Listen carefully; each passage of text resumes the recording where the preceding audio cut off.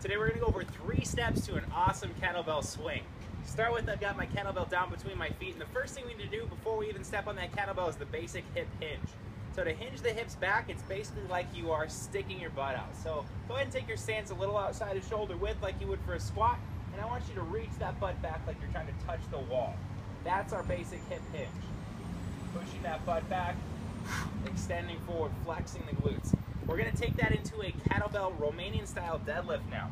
We're gonna take that kettlebell right between the heels. I'm gonna have you again hinge those hips back like you're sticking your butt out, and we're gonna press the hips right into the bell. Stick the butt back, press those hips right into the bell. Now to take that into a kettlebell swing, we're just gonna take a step back from the bell. Again, get our feet just a little wider than shoulder width. And now we're gonna do the same thing we just did with the deadlift, but in a dynamic fashion. So we're gonna pull that bell back, and we're gonna extend those hips right into the bell.